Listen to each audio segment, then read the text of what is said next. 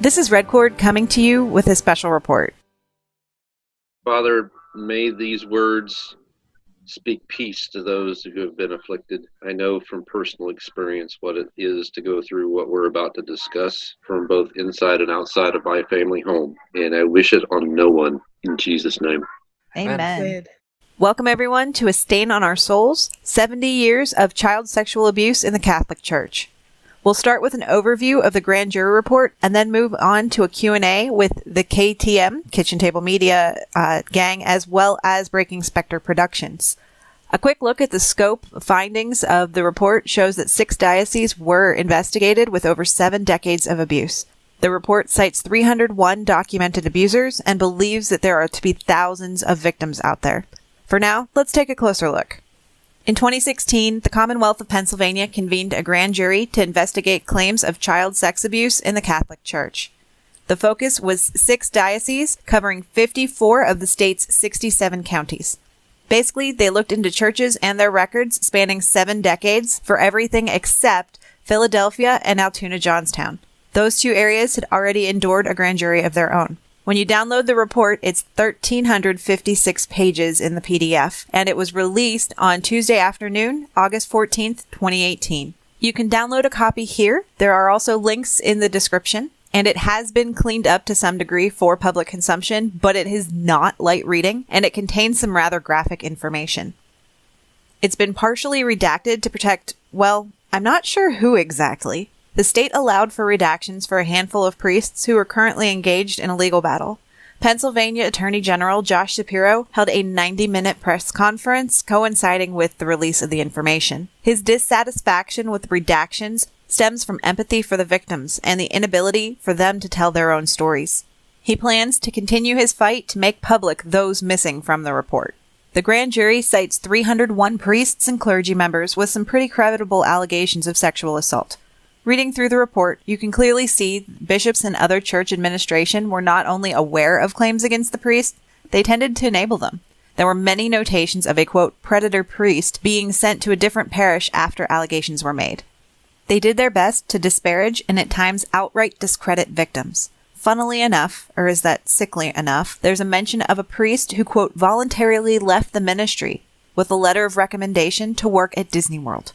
The victims ranged in age from 4-year-olds to high schoolers. Both male and female victims suffered sexual assault.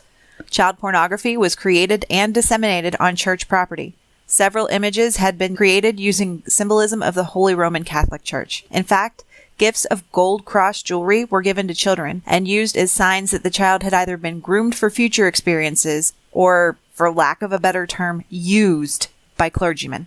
These events happened in confessionals, in offices, and in the rectory. They occurred at schools, on field trips, and everywhere in between. Children were harassed in front of peers, family, and even other clergy members. Though there are recent statements by those in the Catholic Church that there was never a cover-up, evidence exists within this report. Letters and notes proving the administration held on to claims of sexual assault until after the statute of limitations expired are very much available throughout. There's evidence of letters informing Pope John Paul II and Joseph Cardinal Ratzinger, later known as Pope Benedict XVI, of behavioral issues. Church records indicate attempts made by the administration to coerce victims and their families to drop and or not file charges with law enforcement. In the end, the grand jury made 4 recommendations. They include eliminating the statute of limitations for these types of crimes, creating a, quote, civil window for those who have come forward who are unable to file suit due to their existing statute of limitations. They stress a need to clarify penalties for those who do not report abuse, and also suggest a prohibition of non-disclosure agreements that disallow contact with law enforcement. And there were quite a few of those throughout the report. Here, we've also included a handful of resources for victims of child sexual abuse and their loved ones. The PA Attorney General has created a special hotline for cases related to this report. You can also see the SNAP Survivors Network and Pennsylvania Childline on screen. The numbers will also be in the description below. Please reach out if you have the need. Overall, this is a huge document and it's full of graphic behavior as well as what I consider to be misconduct, and gross misconduct at that, by the leaders we were taught to trust the most. I'm not done with it yet, but I'll consider making updates as I parse my way through it. With that, I'll open up the floor to questions from the team. Ask away, and I'll do my best to answer. Red Spectre here. What, if anything, caught you by surprise out of the 500 plus pages you've already sifted through? The level of detail about the abuse is astonishing, but what caught my attention the most is how much the church knew and did absolutely very little with. Basically, they knew what these guys were doing and did what they could to discredit, disprove, and just allow this behavior to continue. They can come on the local news all they want, and there is evidence of like Pittsburgh Diocese Bishop David Zubik coming on and saying, oh, there was no cover up or this or that. But there's definitely other proof in the report as you read it. The treatment of the victims is beyond belief. So one example I kind of want to share with you guys is Father Gregory Floor. This is not suitable for children and the weak of heart. Believe me, I had a hard time reading this, and this is by no far one of the worst ones I've read so far. But basically, the father took advantage of a 10-year-old-ish boy who was an altar boy in the late 60s, about 1967. It continued to grow for 2 years. And it escalated beyond belief. The final act, I don't want to get into the details of it, but it is ridiculous. The child ended up tied up in a rope in a confessional, and then other things happened, and I will let you guys read that on screen if you so choose. Basically, the father told the victim after all of this that he was, quote, a bad boy and let him go. After the incident, the victim deliberately set the church carpet on fire. And I happen to know some people that were around that particular parish and that church at the time, and everybody knew about the fire, but nobody knew what or who had caused it. They knew that the boy was eventually caught and was moved to another place. And that's all that people are telling me that were around at that time. Between 2005 and 2007, the diocese ended up reimbursing the victim for things like therapy sessions, hospitalization, and medical bills totaling over $50,000. And this is what I really wanted to point to here. They sent a letter to the victim after they sent him all of this money, and it says, quote, "It is not now, or has it ever been, the policy of the Diocese of Greensburg to provide financial support for hospitalization, direct medical treatment, or medication. We extended such coverage to you only after the fact of your multiple emergency treatments and as an act of Christian charity in your dire need." Now, Father Floor died in 2004, but just to have a letter like that sent to you after what had to have been a horrendous experience that in your formative years is a little bit over the top. That's pretty much the gist of what I'm seeing, and not necessarily the worst case because there are many worse ones, but this will totally encompass, how the church treated their victims, things that happened to their victims, and things along those lines. So I hope that answers your question. So Quite disturbing. Yeah, absolutely. Like horrifying, I think, doesn't even begin to cover it. So Red, it's like, it's not only the case of folks having to deal with the abuse, it's also that betrayal of trust, right? And then the manipulation of faith of the victims to be able to perpetrate what they did. Yes, they used there was nothing sacred. And that is one of the things that I had the hardest time reading, was not only was my hypothetical relationship with my priest not sacred, or, the higher ups in the church itself, it was the fact that they did whatever they could to shame me, to use my beliefs against me. There were lots of comments through some of these that, you want to be a good Catholic. You don't want to go to the police. You don't want to handle this outside of the church. And whether it be a child or a parent or whatever, anybody that was related to this experience basically got shamed, discredited. They would bring up past issues or issues after the fact, like if a girl who was abused in the church went out and had 3 marriages, they would use that to shame her as well. And so it was, all of these things. And they used symbology of the church by using props or creating child pornography, using things in the style of like a child standing naked in in the pose of Jesus on the cross, and so many more things that it's one of those times where there's not enough eye bleach in the world to get some of these horrific events out of my head. So if you're squeamish, please don't read it. But yeah, there's a lot of highlights and a lot of lowlights in here. Very troubling. You did say this only covers priests, right? And I guess that being said, are there any inclinations, I guess, in the report about lower level clergy or administrators, or potential for any follow-up reports beyond this particular one? Listed in the report, there are bishops, there are monsignors, there are priests, and that's about it. As far as I've read, there's no real answer to the question of if there's going to be follow-ups, etc. It's a possibility, but I'm not even sure if the diocese kept records for people like teachers and laymen that assisted in, the church itself, like they did with the priests here. They had to follow the laws, I guess, especially in the cases of teachers, but I'm not entirely sure what was kept and if it was kept for how long it was around. So it's something that I'll have to look into, but I will get back to you guys on that one. I'd be curious to know if at the end it says anything about disciplinary action against the state troopers that were mentioned in a couple of the things you were reading, because that's just disturbing that they just give a verbal warning to the priest and do nothing. Yeah, there are quite a few cases of that. I haven't gotten all the way through this document, so I will keep my eyes out for that, but I highly doubt that, there's going to be any repercussions. Jumping back in here, Red, I guess if the revelations are this bad in just one report out of Pennsylvania, and you did say this wasn't even all the parishes, right?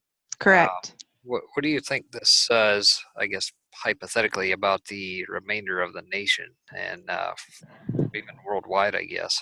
I think this is just the tip of the iceberg. I don't know whether other states or countries will be following suit, but I would imagine that any results that came up would be similar. I mean, growing up, I was taught of the church, whether it be the Catholic Church or the Protestant Church or whatever it happens to be, is like a family, and that while every family has its crazies or, bad actors, they're not, or at least they shouldn't be, the model representative, at least of the whole. So knowing what I now do, I believe that any information that would come to light would be damning, but I wouldn't wish the task of investigation on anyone. Just reading this report put me in a bad headspace. Yeah, as it would anybody of decent moral character, I would think. For those that follow QAnon, Q referenced some of these revelations the day this report dropped. I think we also saw some articles out of Chile and Australia about nefarious deeds from the Catholic Church. At that time, Q also indicated that there would be many, many, many more to come. What are your thoughts on where this might go and any implications? That's a really tough question. Do I believe that more, let's call them devious deeds, will come to light? Absolutely. Q has alluded to, losing faith in the ones that we trust the most. And two important biblical points were that, one, there's nothing new under the sun. And two, knowledge will be increased in the end times. This isn't what I necessarily thought of when I was told that knowledge would increase, but I can certainly see the necessity of it.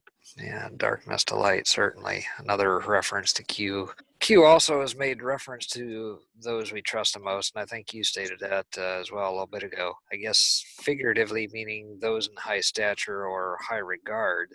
Given what we've learned so far, what does this say about our institutions and the trust we place in them? And I guess I say that as whether it be priests at the church or even LEOs in the police departments. To me, it seems it's persistent systemic corruption to be, quote unquote, swept under the rug. Would you agree? I tend to agree that things have to get worse before they can get better. I know that we're all human, we all sin, we all make mistakes and whatever, but it's the fact that people hid these behaviors. It essentially stunted the growth of everyone involved that just makes my blood boil. At this point, knowing that there are so many more revelations to come, I'm not sure whether we should handle it delicately or just rip it off like a Band-Aid and deal with the repercussions. Blunt and direct time. Yeah, we need to unite as the free peoples of earth to remove the corruption and the worship of a false god to cover up because that's what it is. It's the mingling of truth and error to cover up things. Everything that I heard you speak out the other night from this report was based on that kind of a mindset where let's not talk about this. Let's do. If you're going to press this issue, I'm going to fire you, or threats of retaliation for telling the truth. Yeah, it was more about protecting the church than it was about maintaining the faith. Yeah, and I think that that's a big question that everybody kind of needs to answer, one, individually, and two, collectively. And maybe we should even throw that at our audience. So, hey, viewers, let us know down in the comments, what do you think? How do we handle all the information that's surfacing and it's going to continue to surfacing? Do we want to process it as a giant data dump and have to just slog on through it? Or do you think that it should be a slow, more calculated type reveal? Good questions. Excellent question, given the graphicness of the report and the details that are just beyond the pale. Yeah, it's gross in so many different ways. I was unprepared walking into this, but I'm kind of glad that one of us had to do it. Somebody has to read and be able to do the investigations in order to make sure that we have a well-informed populace. Agreed, because we know certainly the Mockingbird media isn't going to do it, so I guess that's kind of a good segue into my next question. I guess given your proximity to the location of this report, what have the reactions been in, say, either your community or adjoining whatever, and what about how the Mockingbird media has been reporting it to date? Well, for those who don't know, I live in the greater Pittsburgh metropolitan area. My local news feeds are blowing up with new sound bites and bits of information. Interviews have been made. They've attempted to interview everyone from, the bishops, priests listed in the report. General parishioners have been shown on television giving their stance on what's going on. You name it, they're trying to come up with some coverage. While the local Catholic churches have been trying to prepare their flocks for months, according to my friends who are Catholic, it looks like most people are still in shock. There's definitely those of us who are reading and this report and trying to record and do, some kind of explanation to others. I'm still in shock. I'm still trying to process what I've read, and I'm not even done yet. There are a lot of people that I've talked to that are basically saying that we need to wait for guidance, whether it come from within the church or without the church. They don't want to move forward until either they've comprehended everything or until the church tells them what to do. I'd also like to note that there are petitions in the area to remove names of church leadership from major places. Like there is Cardinal Wuerl North Catholic High School, and they want to remove Cardinal Wuerl's name from the high school that was actually put on in the last 10 years because the cardinal himself was a bishop and was noted in this report over 200 times. So people are taking a stand, but it's not this great stand yet. I think it's still too soon to see what's going to happen. Sounds like they're still a little bit sleepy as to the true nature of what's been going on. I think that's part of it. I think the other part of it is that it's been 2 days and I haven't finished reading this document. So how can I expect everybody else to do it? All right. And I would pay attention to the names that do appear in there, see if any of them pop back to the other sexual clandestine affairs that we've been discovering through the Q drops, because there's a possibility that these folks are all linked together in the end of it. I guess to that end, though, Wolverine, consider this what we've learned out of Q. He said, these people aren't going to be able to walk the streets. By making this information public for all to see, you would sincerely hope that this parish hopping crap would stop. There would be too many people in each of these other parishes that go to these various churches that would recognize these people and put the kibosh to it. Right, and then that was actually something that would happen, that did happen in PA, right, Red? With the gentleman's name was the last name was Hammond. That after allegations surfaced, they decided to ship him off, and he went to another parish in Hawaii. He did, and he was in the Diocese of Erie, and there are some major things listed in here. It's going to be on screen. Read it at your leisure, whether you read it through the screen or on whatever, but know that it gets bad. But yeah, he was in Erie. They shipped him off for on quote sick leave, which is their euphemism for sending him to deal with shrinks at one of a handful of centers that deal with pedophilic tendencies within the church itself. And then they shipped him off from there to Hawaii. Even up until the time of his retirement, there were arguments within the church as to who's going to pay for his treatments, who's going to pay his victims, who's going to pay for his retirement. And I mean, it's all in here. And there are examples of letters, etc., that were sent. And some of his comments where he was directly confronted are just out there. So please be forewarned. But yeah, Mr. Hannon Father Hannon, I guess, passed away in January of 2006 in Hawaii, and apparently was, quote, remained in the good graces of both the Diocese of Erie and Hawaii until and at the time of his death, which I think is hilarious because they were literally fighting over who's going to pay for this man's misdeeds. Right. And shocking, right? Shocking Yeah. that even after the man is dead, they are still linking arms and saying, hey, he did good service for the church. To Spec's point, right? This is just one gentleman that we're really familiar with. How many other people had been shipped off from other dioceses, from other states to other states, right? Yeah, and that is a common thing, and you can kind of see it here. Let me go to the top of Father Hannon's page. For each person that they recognize, they give you the employment and assignment history, so you can actually go through and see where they were assigned, what position they were assigned to, and the duration of their stay in that particular position. So it's really interesting to see for each person how many times they were reassigned. And there are guys that were reassigned, oh, we don't want him dealing with children, so we'll assign him to a nursing home. And there is a gentleman who actually went to the nursing home and got in trouble for abusing two men at the nursing home itself. So yeah, they tried. Yeah.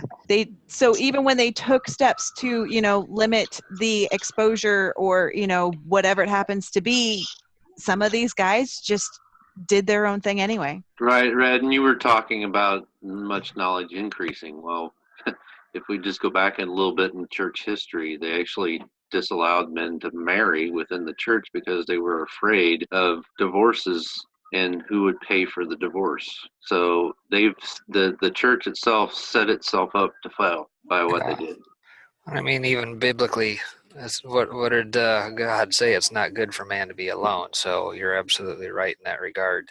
I guess I kind of have to laugh at a statement you made a little bit ago about good graces and man, knowing that man is forever corrupt. So you can never technically be in quote unquote good graces.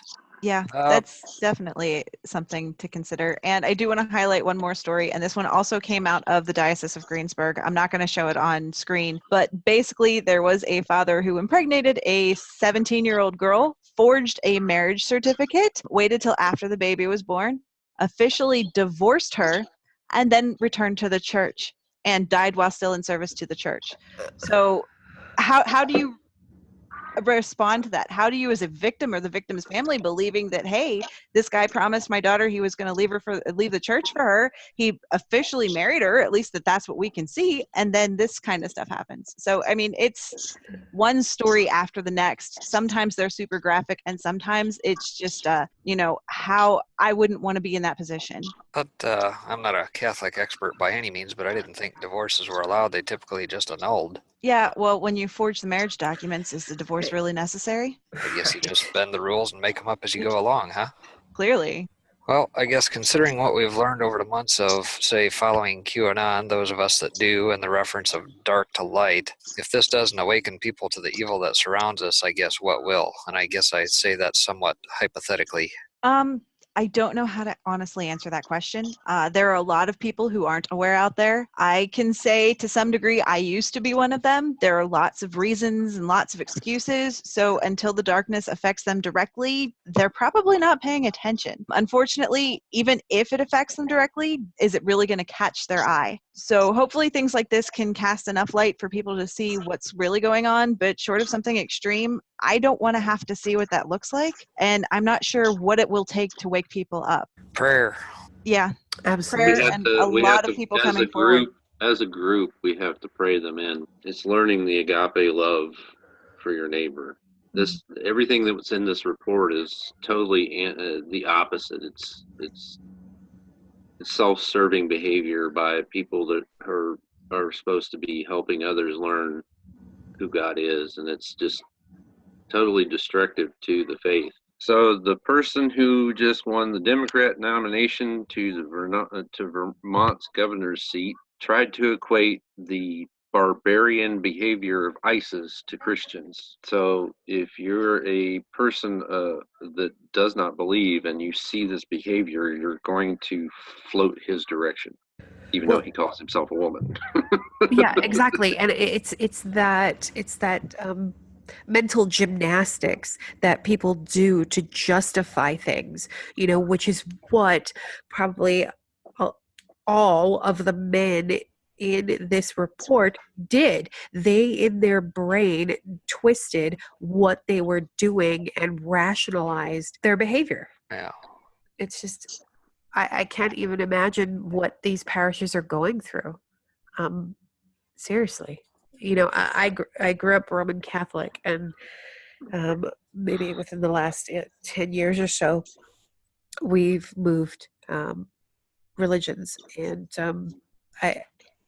thinking of, that close-knit relationship with your parish, you just don't know how they're going to be dealing with that level of violation of trust, Like, hey, Red, in your community, has anybody, even broached that in terms of how are they going to be able to trust again or pick up the pieces after something like this? In the community, I'm seeing a lot of people just kind of in a holding pattern for the moment. They're waiting until they can either process the information or, have a trusted source help them kind of figure it out. I mean, like I said, I'm still in shock at some of this, and it took a very thick wall to be able to be built for me to even wrap my head around some of these things. I do want to give some highlights, though. The Diocese of Pittsburgh updated their website, and you guys can see it on screen now. The very first thing you see when you pull it up is this page. It says clergy abuse response, and it gives you a whole lot of information there. And I'd also like to give a shout out to the Diocese of Greensburg, who in the last couple of months had done a major overhaul on their website. And right here, it's actually really easy to see, and it will be circulating through as the on the navigation bar as well, that very quickly you can just jump in, report a concern. So this way, anything that's going on, they're making it as simple as possible for people to, kind of go through that. And they've also kind of created a place where, there's going to be a homily that was recorded by the bishop that's going to be shown in all of the masses. So a lot of people are waiting to watch, even though it's available online. There's a transcript of his homily. There's all kinds of information on here. And they even put together a fact sheet so that you can simply go through and look at what's going on in their diocese. And it is very clean, very easy, user-friendly, and easily navigable when it comes to, looking at how many diocesan priests we have, how many of them are retired and still in the communities. So we can kind of see a lot more transparency coming through. And it looks like that's what I think really needs to happen, is that, we need to heal and deal with the past and then work in the present to ensure a better future. And I think that that's what a lot of people are looking at right now. Yeah, absolutely.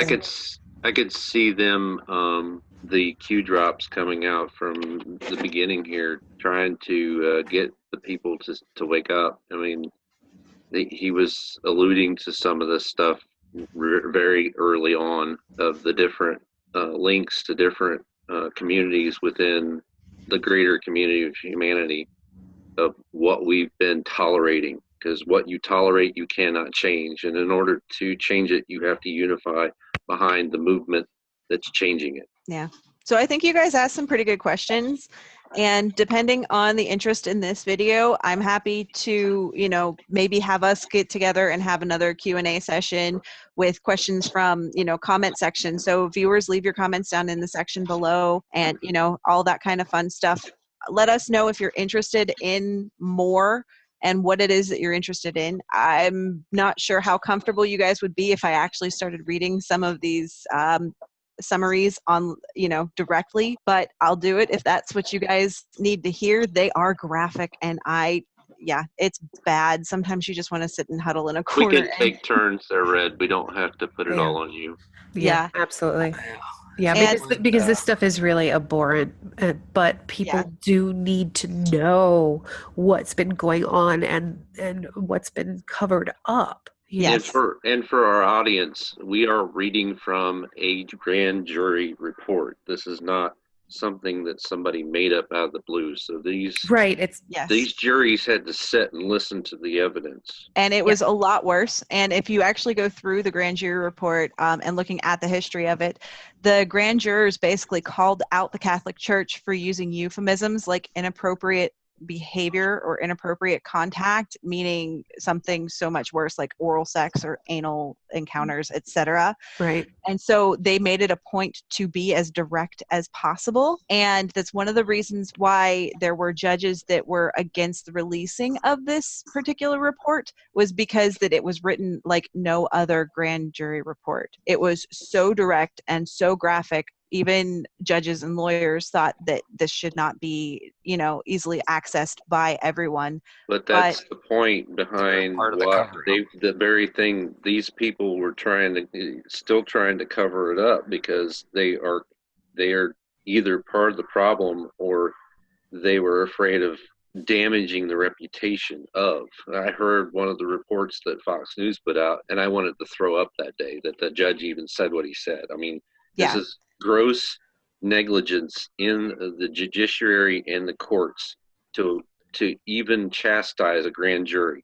They work for the grand jury, not the other way around. Exactly. Correct. And I have to give credit to State Attorney General Shapiro for actually pushing this and getting this out there, because without him and a handful of other people, this would not be on my computer and accessible. This would be hidden away somewhere in a file that nobody knew existed. Which is probably what's going on in several of these other blue areas of the country right now, because it's so bad. Yeah. And it's crossed every community, every type of, we're looking at the Catholic Church, but I've heard traveling pastors have told me stories over the last 3 decades that just make your blood boil, that people are doing what they're doing and calling it, church behavior. Good church behavior. I'm like, no, that's not. I agree. I think that, we need to be transparent in all things. And I'm going to try to wrap this up so this video doesn't get too long. I do want to call one more thing to your attention. The image that you've been seeing on the screen as, relative to the topic, etc., and as pretty as it is, actually has a Pittsburgh connection itself. Let's take a look at this here. The image was a stained glass window once held at St. Anthony's Church in Bridgeville, PA, which is in the Diocese of Pittsburgh. When the church closed, this, among others from that particular church, were sent to Nigerian churches that were growing back in 2016. So this image was actually in the news during the time that, the grand jury had been convened. So everything's all connected here. Yeah. If you don't mind, I wouldn't mind reading a few verses out of Jude that I think are fairly fitting for what's being covered here. This is the section of Jude called A Call to Persevere, and that's Jude 1:17 through 23. It says, "But you, beloved, remember the words which have been spoken before by the apostles of our Lord Jesus Christ. They said to you, in the last time there will be mockers, walking after their own godly lusts. These are they who cause divisions and are sensual, not having the Spirit. But you, beloved, keep building up yourselves on your most holy faith, praying in the Holy Spirit. Keep yourself in God's love, looking for the mercy of our Lord Jesus Christ to eternal life. On some have compassion, making a distinction, and some save, snatching them out of the fire with fear, hating even the clothing stained by the flesh." Wow, that definitely had some power. Thanks for sharing that. thank you to you guys for sitting and, having me help with all of this stuff and helping me try to get through it. I know that I probably caused you guys just as many headaches as I caused myself by trying to read this report. Thanks to you guys for coming up with some amazing questions, and thanks to the viewers for watching. If you guys have any questions, comments, etc., feel free to leave them down in the comment section below. We'll try to get back to you or try to figure out a way to maybe address some of these things in future videos. And with that, thanks everybody.